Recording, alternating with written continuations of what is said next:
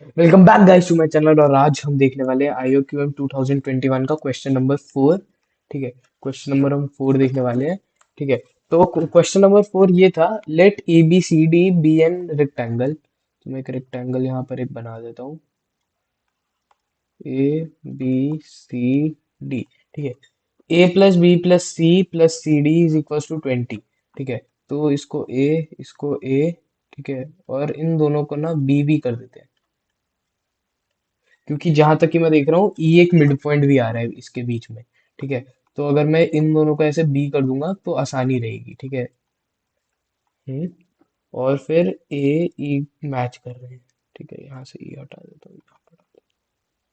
ठीक है, यहाँ से ई मैच कर रहे हैं end of the side BC। ठीक है, find the area of the rectangle. ठीक है, हमको बस एरिया निकालना है, वो तो इजी रहना चाहिए।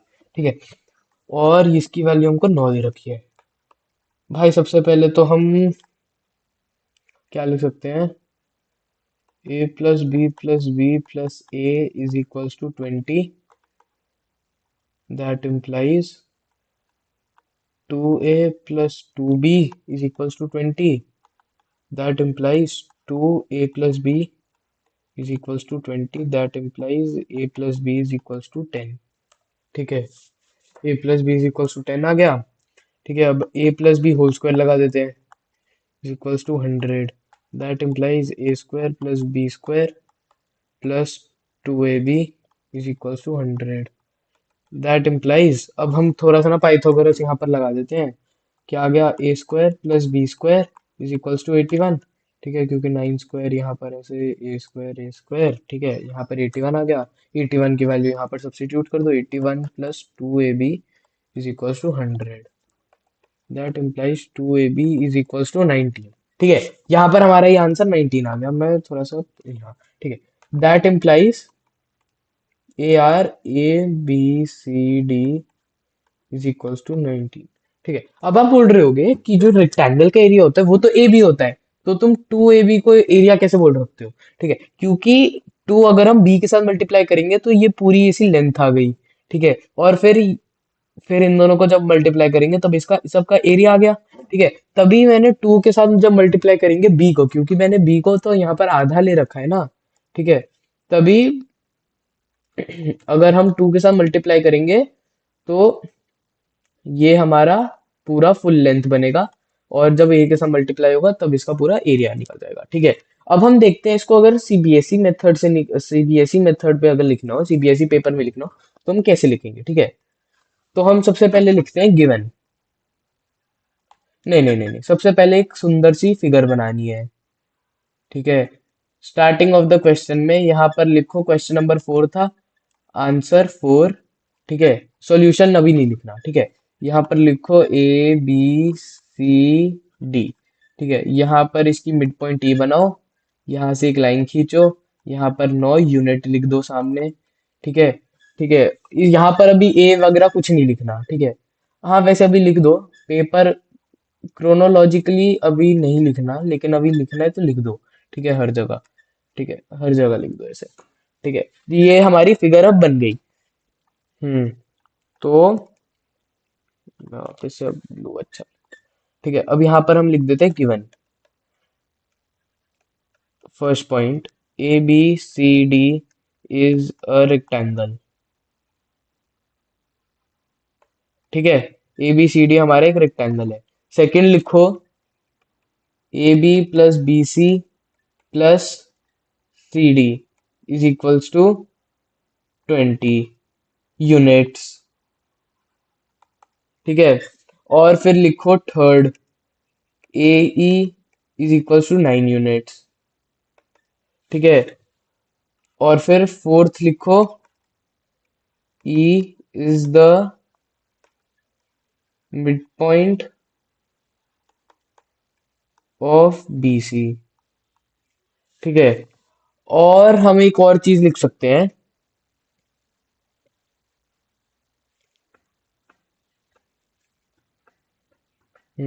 और कुछ लिखने वाला है क्वेश्चन में, मैंने ये लिख दिया, ये लिख दिया, ये लिख दिया और ये लिख दिया, और कुछ बचा है। बस ठीक है, इतना ही है। ठीक है, उसके बाद हमको लिखना है टू फाइंड।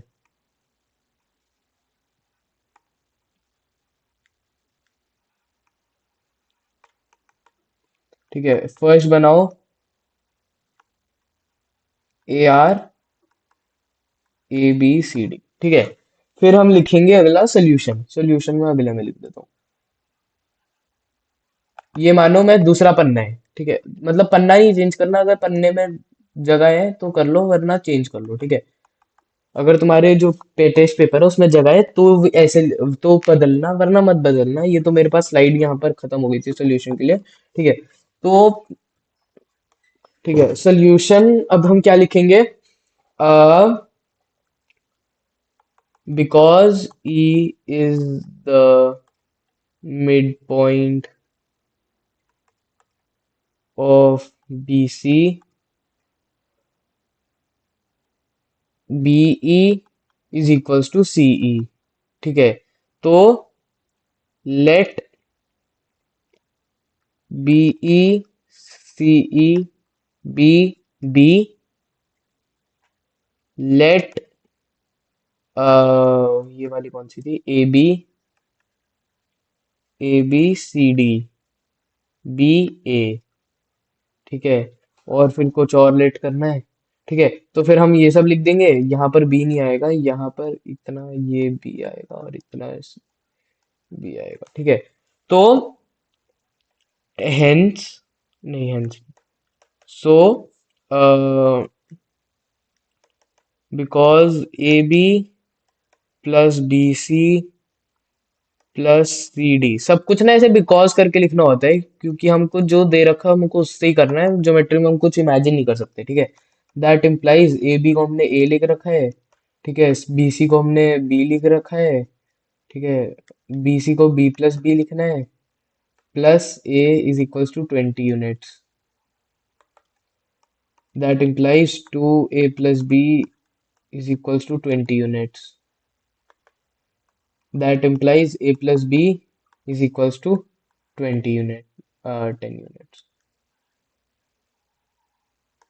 ठीक है, अब फिर आगे लिखो, by applying Pythagoras theorem, A square plus B square is equals to 9 square। That implies A square plus B square is equals to 81। ठीक है, अब फिर एक लाइन छोड़ के लिखो। ठीक है, एक लाइन छोड़ के लिखो, A plus B, because A plus B is equals to 10।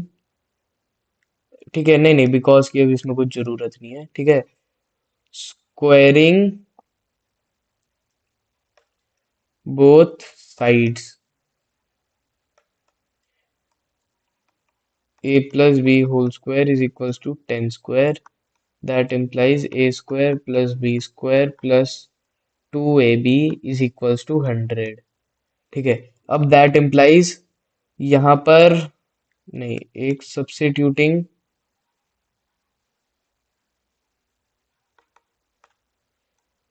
A square plus B square by 81। ठीक है, तो 81 plus 2AB is equals to 100। That implies 2AB is equals to 19। ठीक है, because B is half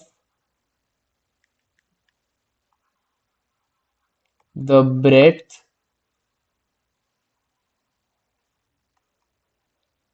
2B is equals to breadth of ABCD। That implies, ठीक है, 2AB is equals to 2BA, hence 2BA is AR ABCD। ठीक है, result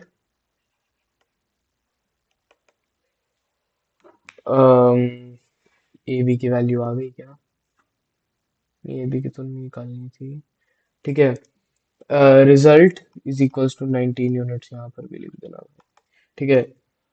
ARABCD is equals to 2BA is equals to 19 units।